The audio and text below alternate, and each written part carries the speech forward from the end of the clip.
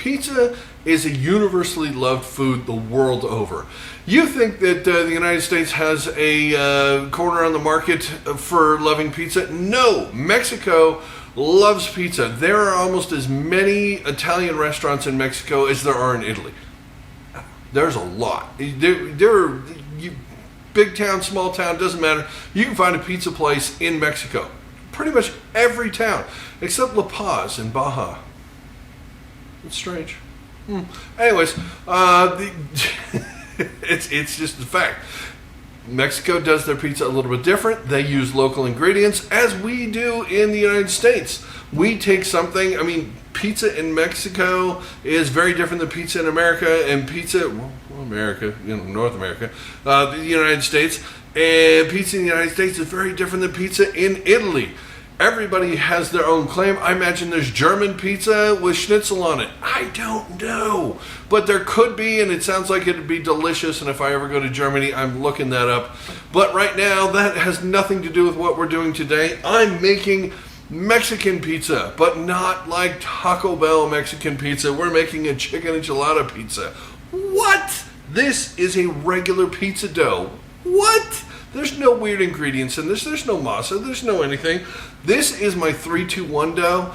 If you've seen that video, then you know exactly how to make this. If you haven't, I will put a link right up here in this general area for you to watch that video. It goes into depth about how to make this.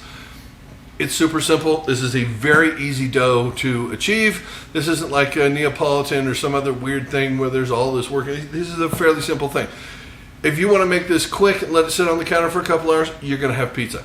It's going to be delicious. That is what this dough is here, and this is the foundation of our chicken enchilada pizza. But I'm going to stop talking about all of that, and we're going to get started making pizza because it's pizza time here on How to Cook. So what is a chicken enchilada pizza? It's the ingredients you'd have in chicken enchiladas on a pizza. Thanks for asking. Any other questions? Because these are easy. How are we going to make this? Well, it's a little different than a normal pizza because in Mexico, they do have regular pizza, but they throw weird stuff on it because they have different ingredients. You can get blueberries and epazote and strings, and I mean, just there's local ingredients that they use.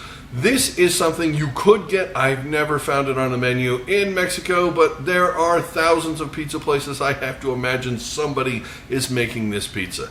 We're going to make it right now, and you're going to love it. All right, so we have our dough, 3-2-1 dough. It's been sitting on the counter. This did not get refrigerated. This hasn't been fermented for a long period of time. And it's about 6 hours. That's a pretty nicely risen dough.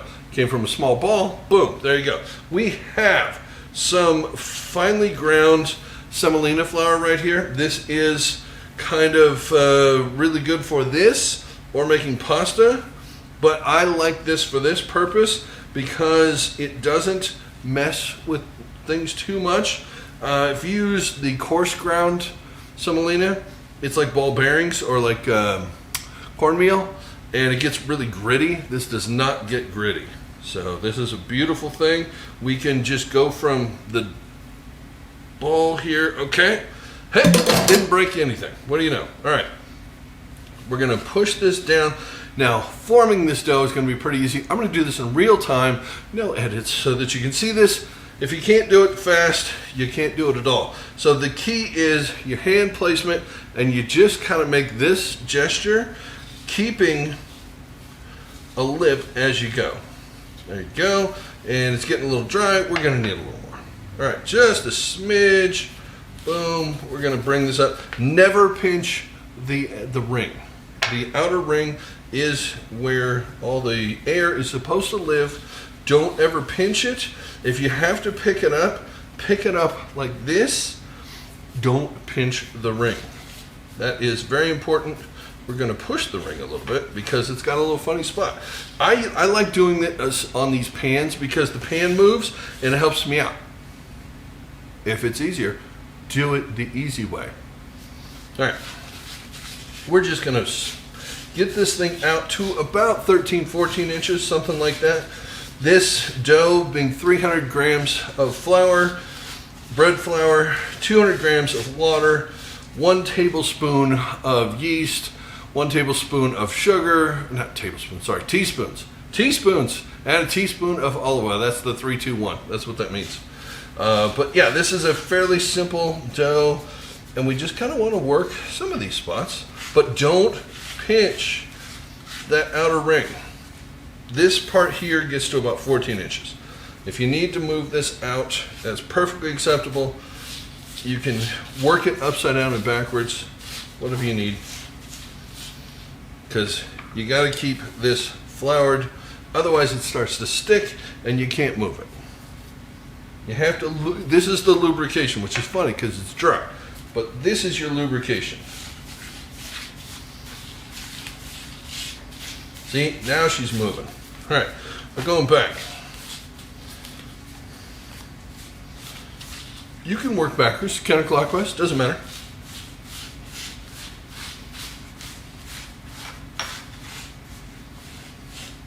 And if you get some where it's like, oh, there's a lot more here, you can kind of scooch this around to some extent. It does actually work that way. You can fill in some spots. Okay, this is getting pretty doggone good. I'm liking it. Just give it a bit of a toss and a pull. There you go. Now you got to get some of this excess off of here. We're done with that. So if you work it like this on the back of your hands, what happens is all of this extra semolina flour comes off and you get a little bit extra stretch. It's beautiful. We've gotten a lot of this stuff off of there because you don't want too much. That makes it gross. So don't do that. Just keep working it, stretching it. Look at that. Okay, not my finest work. It's got a little bit of a flat spot. Who cares? So sue me. Let's get making a pizza. All right, I'm gonna grab my peel because we are gonna load this thing up on the peel so it can go straight into the oven. I've got the oven at 550 degrees. I got my pizza steel in there, not my stone, my steel in there. And this thing's gonna cook beautifully, like 7 minutes, but we're not gonna get there until we assemble it. Hold on. Oh, that's right, I said no edits. Okay, so we're gonna need a little more lubrication here on this guy. Not a ton. This stuff does burn, and it's not pleasant when it does. So this will help get it off of there. We got our dough. What do you know? All right, when it hits the peel like this, you have about a minute. Start the timer. I'm just kidding. You got like 2 minutes, but this is your last chance to shape this however you want. That looks pretty doggone good to me. We're done with our finely ground semolina. Now, this is a little different because there's no sauce on this. We are going to put oil down just a little bit like that. I've got 2 kinds of cheese right here. I've got Monterey Jack and I've got some white cheddar. Why do I have two different kinds of cheese? Because it's enchiladas and Monterey Jack and cheddar kind of goes with that, but I don't want to use yellow cheddar because it gets too greasy. The white cheddar holds up pretty well for this in the oven, especially at these temperatures. White cheddar does much better. White cheddar mo better, as they say. And you do want a fair amount of cheese. Okay, that is good. Now we're going for the white cheddar. Go sparingly, twice as much of the Monterey Jack to this, because this is very flavorful. You can put a twang on it you might not like. So there you go. There's your twang. Nobody likes the twang. Some people like the twang. I don't. Don't judge. Chicken. This is from the Pollo Cuernavaca video. I had a couple extra pieces left over. This is a grilled marinated chicken in salad dressing and our Salsa Verde, which is right here. It is delicious. I just shredded this up in it's going on. And we're using all of it. This is 2 small chicken breasts. If you have them, you take it and slice them thin. This is the smaller top part. And it's chicken enchilada pizza, not pizza enchilada chicken. So chicken's first. A lot of chicken. A lot of chicken. Oh, that's a lot of chicken. We're almost done, folks. Believe it or not. Okay, so we have our Salsa Verde now, which is going in this. Because it is a chicken enchilada, green sauce goes great with that. We are just putting our sauce on top. This is going to be amazing and delicious. This will melt down in this beautifully, so don't worry about coverage too much. But You want this looking good. What else can you put on this? A lot of people will be screaming in the comments about black olives. Go ahead. Don't care. Could you put mustard on this? No! Don't do that. We have some red onions that are diced up pretty small right here. This is one of the rare occasions where I will say red onions are the choice over white onions. Although if you only have white onion, go ahead and use it. But we don't need a ton of this right here. Not quite yet. I do want more sauce though. Come on, this sauce, I mean, this salsa verde is amazing. It's a spicy, chunky salsa verde, and I'm seeing holes that I don't like. I want to fill in. I don't want full coverage because you want the cheese, you want the spots and everything else. But that looks about perfect right there. We have cilantro right here. We have other things that are going on top of this after it comes out of the oven, but she's ready to go. We're going to launch this thing right now. See, she's moving. We're ready to go. I'm putting it in there. I'm switching to the other camera. I'll be back here in a second. So this is pretty basic, but I have my steel and my rack set pretty low in the oven because I have this set on the roast setting on this oven. It's a convection oven. You can see the fan in the back. That is the heating element, and the top is the only one on, so that's why it's pretty far away from it. Otherwise, you're going to burn the crap out of the top of this thing. Rotate it about halfway through after about 4 minutes, and at 7 or 8 minutes, she's a doner. That's it. All right, folks, it's been 7 minutes. We're going to pull that pizza out of there. But most importantly, this is going on the screen, and I have it elevated. Why do you do that? Because the dough is full of water. Water, it turns to steam. Steam makes things not crispy. So this is going to let the steam come out of the crust and keep it crispy. This is important. It needs to sit here for at least a minute and a half, 2 minutes, something like that. Let's get that pizza out of there.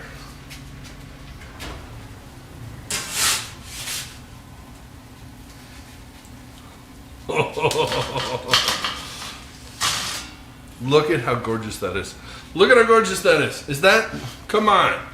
All right. Longest minute and a half, 2 minutes of your life. Let it rest. Let the steam come out. Then we're going to cut this thing. Come back in 1 second.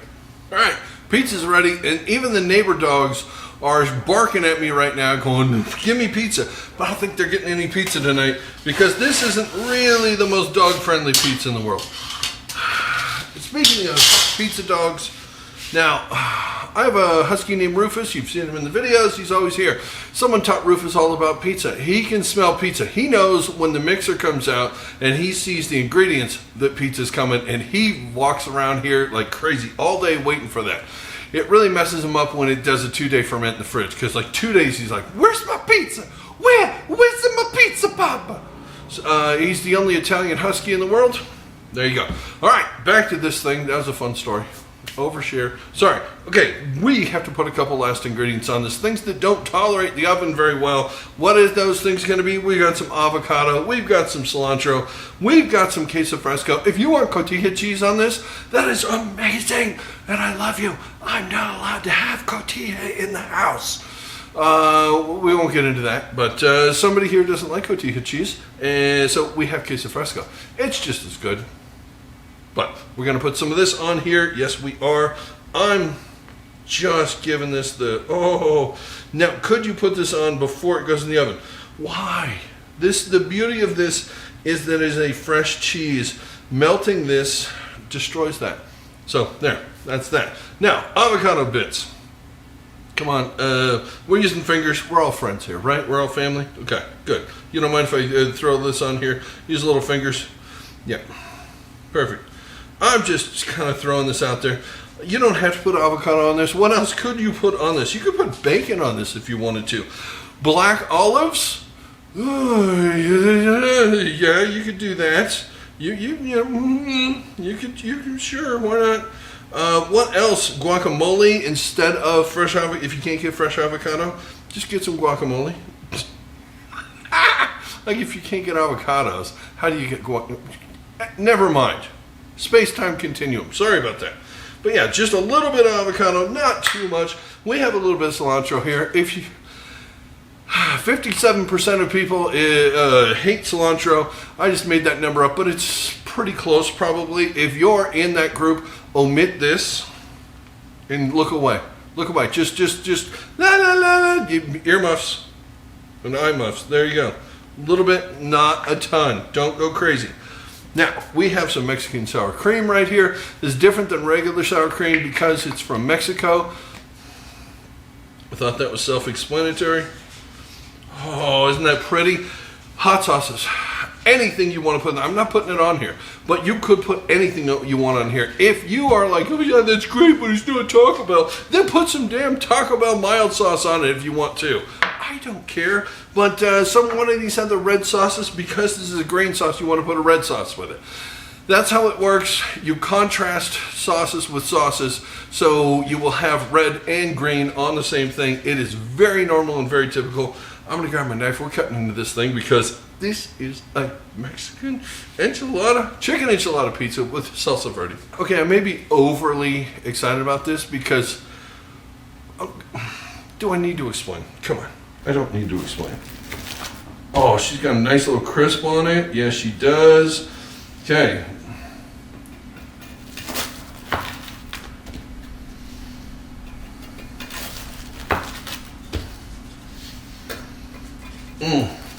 This 3-2-1 dough is so versatile and so amazing. I absolutely love this dough. Cutting this in one of these pans is a little tough because it doesn't get all the way in the corners sometimes. I don't know where that one came from, but I'm putting it there. Folks, look at how beautiful this is. This is absolutely gorgeous. I don't know about you, but this is screaming a little bit of hot sauce. So I'm going to put one on a little piece here that I'm going to be grabbing. This is going to be my piece right here to taste, because we're tasting it. But, you know what? I better take a thumbnail real fast before I start destroying this. Hold on one second. Let me get a pretty picture of this so that you know to click on this video. How was it, by the way? Did I do good? Is it a pretty shot? Because, come on, that's gorgeous. Hold on one second. Okay, that took a lot longer than I would have wanted it to because I have chicken enchilada pizza sitting in front of me. Oh, we're so going in. And that piece of avocado is going on there. I gotta taste this thing, and I gotta tell you how amazing this is. I don't even have to guess, okay? I've made this a bunch of times. I know how this tastes. It's incredible. But now you get to watch me eat it. I don't know why you want to do that. That's weird. Anyways.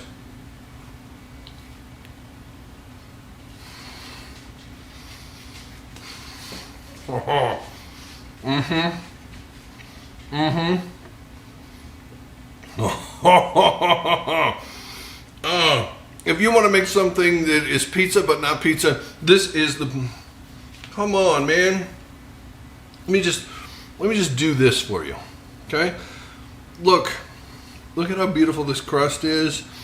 Look at how beautiful. Oh, it's got that nice little airy bits in there, and oh yeah. You have got to make this pizza because this is insane. Okay, that camera just died. Well, it's okay. We don't need that camera. All we need is that camera right there and that camera over there and that camera over there.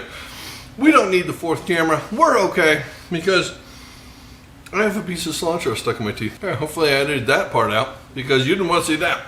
Anyways. What I was saying was, thank you for watching this video. This is super fun. I love doing fun stuff like this. Hopefully you like watching this. And if you do, feel free to subscribe to the channel. Come back, watch more fun stuff because I'm all about fun. And not terribly professionalist. So, if you have something you're interested in, this is the place you need to be. There you go. Thanks for watching. Hopefully you enjoyed it. Hopefully you see you on the next one. Till then, have a good one. Bye.